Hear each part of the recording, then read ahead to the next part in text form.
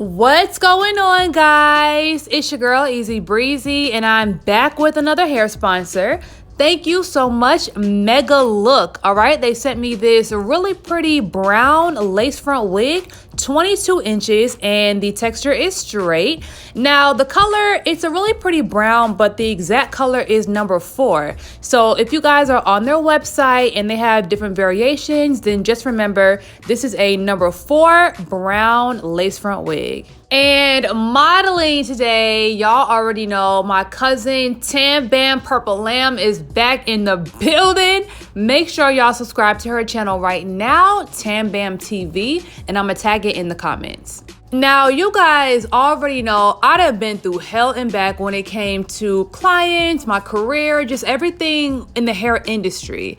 But one thing I never really went in depth with was how all of my shop equipment, my chairs, my shelves, even the door off of my suite, okay, got stolen by, what? The shop owner. Yes, I said the shop owner stole my stuff. So a long time ago, right? I used to work at a salon that I've always wanted to work at. Like, I used to look up to the whole brand. I used to look up to the stylist, and it was just a dream for me to work there. And if y'all remember, I don't know if y'all do, but it was a salon in Atlanta called Salon Ramsey. Now, when I first got to the shop, like I was trying to be prepared, so I got a whole portfolio ready. I printed out like 50 different hairstyles. I made a resume of all my hair experience and I came in to talk to one of the shop owners, and he basically took me around the shop, right? He didn't even look at my portfolio, y'all. And he was just like, well, hey, if you can pay your rent, then you good.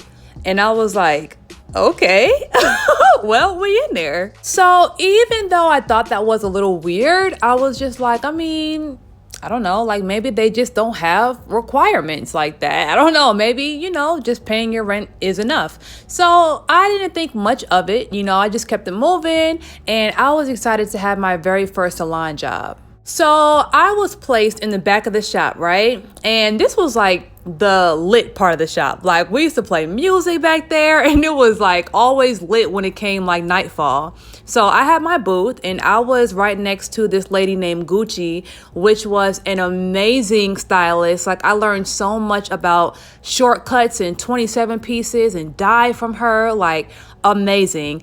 And then on my left hand side, there was this female barber named DC. And y'all, she was literally like the best barber in the shop. And I was so grateful because I'm like, oh, wow. Like, I'm literally in between some of the 2 most talented stylists in this entire building.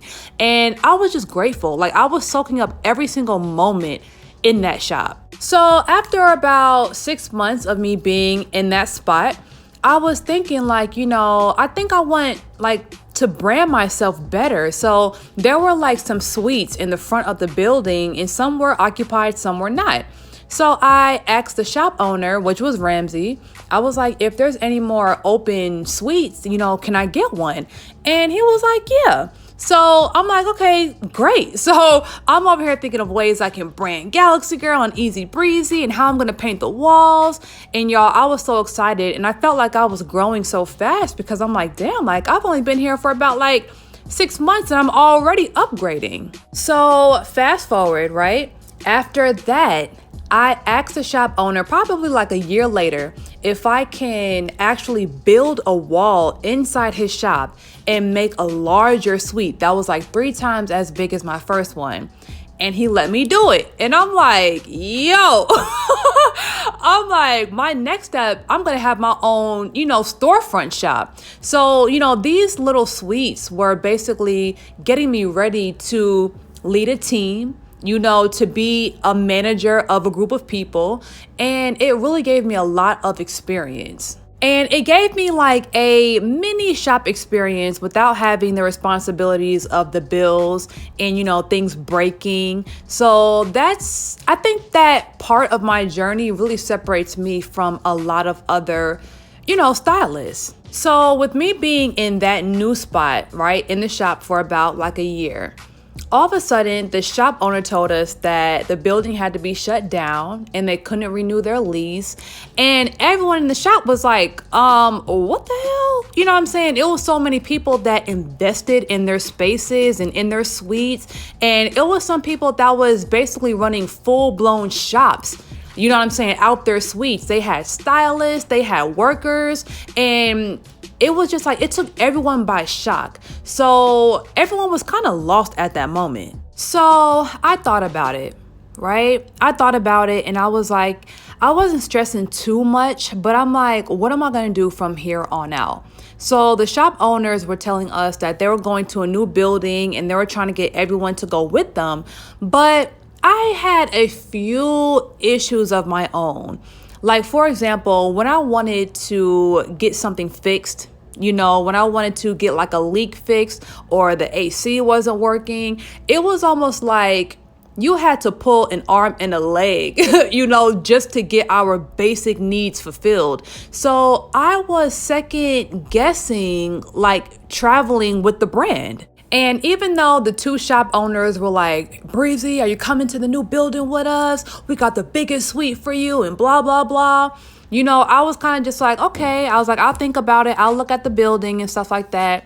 But I was slick making my own plans, y'all. Like, I was looking at other salon suites. I was looking at other managements. And, you know, like, I didn't really want to go through the unprofessional stuff anymore. I didn't want to make it a big deal. I really just wanted to go my own way without stepping on any toes or, you know, making anybody mad. So the whole brand ended up moving to another building, and everyone from the old building was, you know, getting their salon equipment together and gathering their stuff. And one day I came up to the shop to pick up my chairs and my equipment, and everyone, there was like a lot of other people, like, you know, sweeping their areas, and they had their little U-Haul trucks and stuff like that. And I went to my suite, right? And nothing was there. And I walked up to my suite, right? There was no door, okay? All of my chairs were gone. All of my shelves were gone. All of my equipment, all of my hair, everything was gone.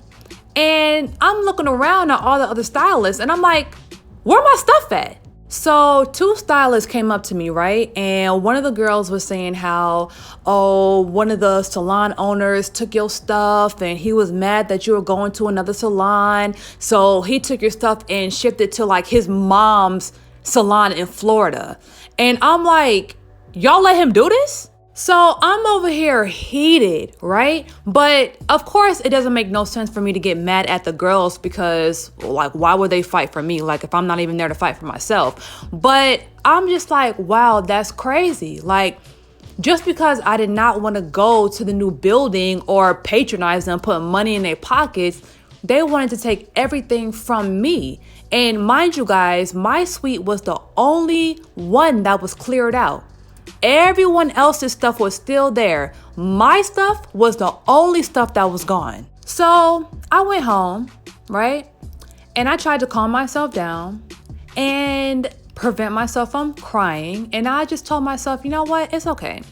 It's okay because these people will not get the best of you. Wherever this stuff came from, you can get more. And I really tried to keep calm, guys. So I slept on it, right? I slept on it. I try not to worry about it. Next morning, I got up and I was heated. I got my ass up, got in my car, and I drove to their new location. And I sat there and I waited for the salon owner to pull up. And in the midst of me sitting in my car, my homegirl was like, where are you at? And I told her where I was and I told her why. And she was like, bitch! And she was like, we on the way. So her and my friend ended up jumping in the car and followed me to the salon. So about 20 minutes later, okay, my two homegirls showed up and one of them called Ramsey and she was like, hey, I'm a stylist and I want to look at a salon space. And he was like, yeah, no problem. I'm going to be up there in 5 minutes. We hung up the phone and we was like, got him. So about 5 minutes later, he ended up pulling up, right? And my two homegirls got out the car like to pretend to greet him. And I came out the car right after them.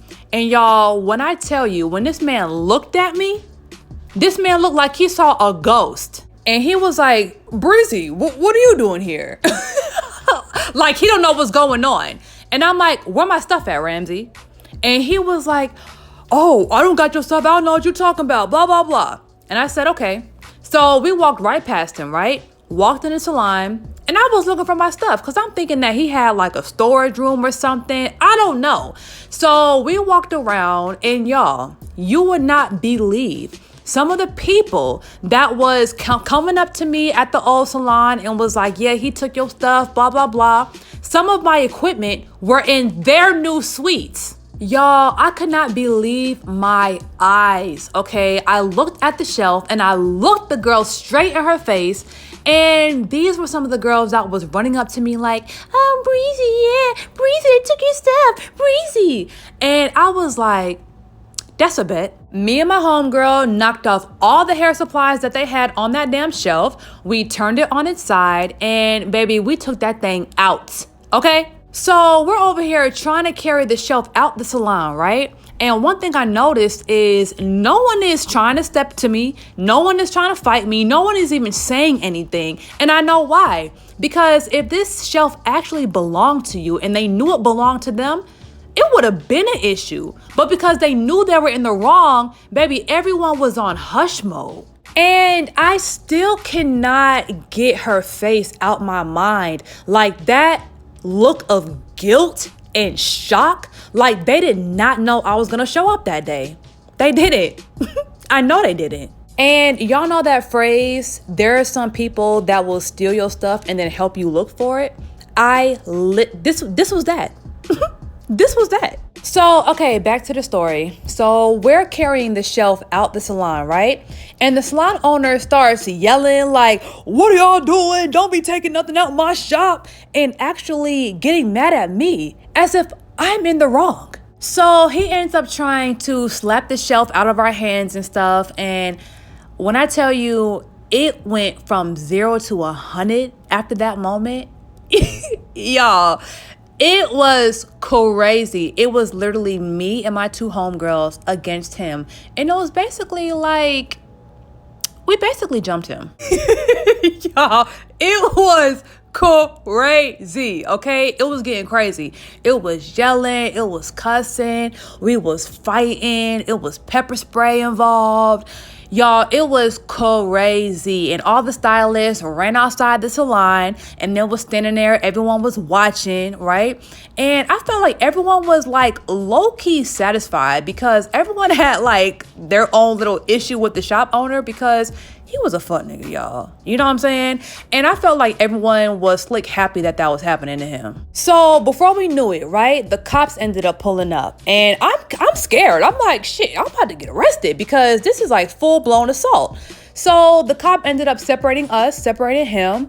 He was messed up, y'all. Like his face was messed up. And I'm like, I'm going to jail. So I was telling one of the cops what happened, right, from my perspective. And I ain't lie about nothing. You know what I'm saying? I told the story exactly how it happened because I felt like I was justified, right? And the cop was like, okay, I believe you. And he was like, no one's going to get arrested today. Just make sure that you never do anything like this again because there's not a lot of cops that will actually spare you. You know what I'm saying? And you could have got arrested for assault today. So he was like, go home. And he was like, never do no shit like this again. And he was like, I'll take care of the rest.